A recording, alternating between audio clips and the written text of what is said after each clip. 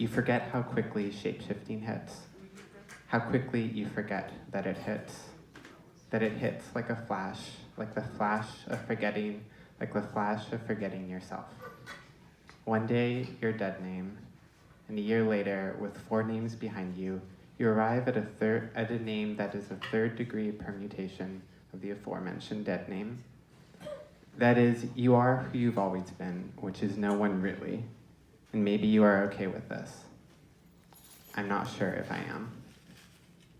This is the 2nd year of being Magpie, the 5th year of writing about Magpie, where theoryanthropy, shapeshifting, is a hard fact of watching my friends turn into animals and plants, of watching myself the way the moon watches a werewolf. It's become the lunar pull of gravity pulling from one beast to another. And there's another flash, of iridescent black and cellophane-wrapped yellow, both against the spring green of a church lawn and the gray and blue fighting in the sky like borderline mood swings. I parrot the sky. My fallacies have always been pathetic, while struggling not just with the weight of groceries from the Beacon Hill produce stand, but the admittedly Kierkegaardian burden of having to be a self when all I want is to be a bird. A bird not dissimilar from the crow on the lawn, pecking open a pack of American spirits, then a lift momentarily before dropping the nicotine-stained yellow box, then a ground, reunited with the cigarettes, and a blur like a bumblebee, and separated in midair, at which point I drop my groceries and thoughts to pull the cigarettes from where my monochrome cousin drops them. I deposit the pack in my tote, leave them with the other nightshades, but they lay mostly forgotten as the crow and I stare each other down, them from their perch on a stoplight and me awkwardly in the middle of the sidewalk, fumbling with the portents forming in my mind. Take it from one of their own. You don't fuck with Corvids. I could describe the time I smashed my ex's car windows, or I could mention how my Lilith is in Scorpio and how I cry until I get my way. But instead, let me tell you about the illegalist crow societies. These comrades put the insurrecto bros in Olympia to shame. They're always in block. Their primitivism isn't just theory. They're post-gender, post-left. Sure, the main reason they don't snitch is anatomical. But they have the tool-making capabilities of their less radical relatives, and they put it to far better use making bombs. Thinking in cold sweat, 37 degrees, you don't fuck with Corvids. 2 blocks away, I dumped the contents of my tote on the sidewalk, looking for anything I could in good faith leave for my comrades. And what do I have but a mostly green banana, and do crows even eat bananas? And is it yellow enough to make up for the American spirit yellow packaging, yellow teeth, nicotine nest to keep the insects at bay?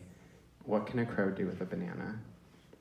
It's all I can do, apart from leaving the cigarettes, and at this point, to be honest, I'm loath to leave them.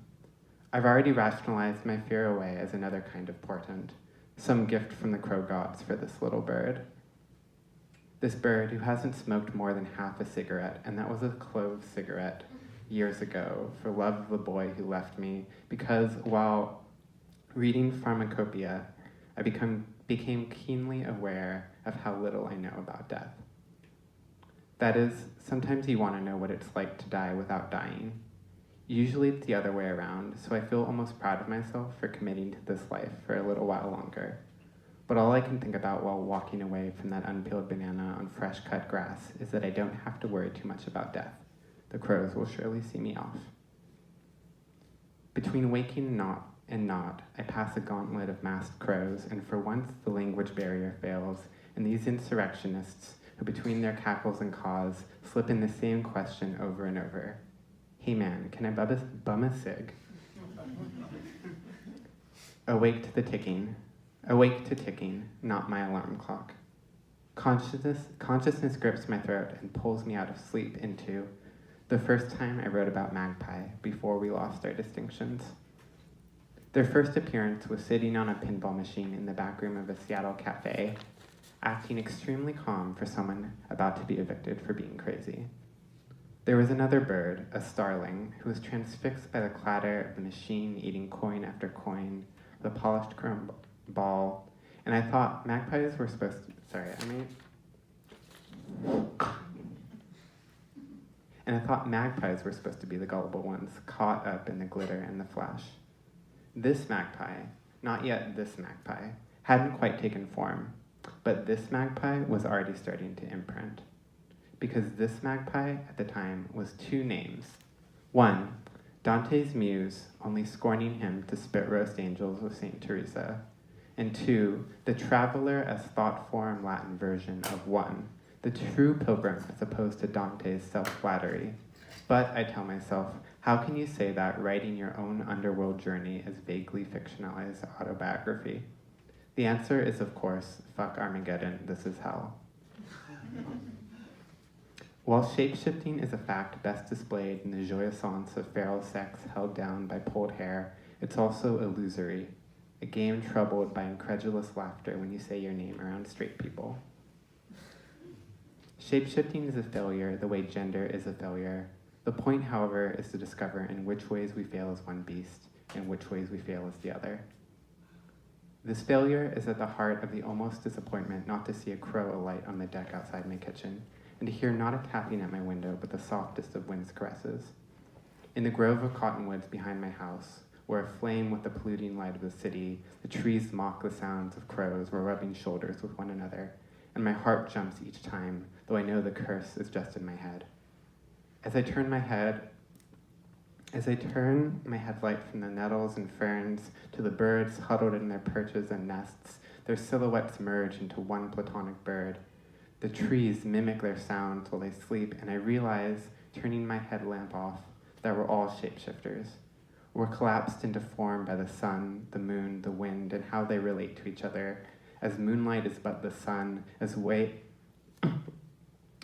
the wind blows is a reflection of the interplay between the air of night and the air of day and the world turning. I come home, sit down, pour myself some tea, to be informed by my roommate that there's someone at the door asking for me by name. Dead name, that is, and with 2 weeks until May Day at a house known for friendly FBI visits. I'm halfway down the supports under the deck when I see the crows where the Stellar's jays used to live, and I think the black flag kills the thin blue line, but I can't help but wonder if the Union of Corvidae Insurgents has read Atassa. I'm not ready to ask. I backpedal around the side of the house, past the crows on the electrical wires out front, and the specter of the police in my imagination, in through the front door where my housemate tells me again that there's someone at the door for me. There's no one at the door. There's a ticking under my bed. In Discovery Park, a crow almost shits on my friend Scout and me, and we wonder if it's good luck or bad luck. If it's good luck to be so chosen by a bird and to bear their shit with pride, what does it mean to have narrowly avoided that fate?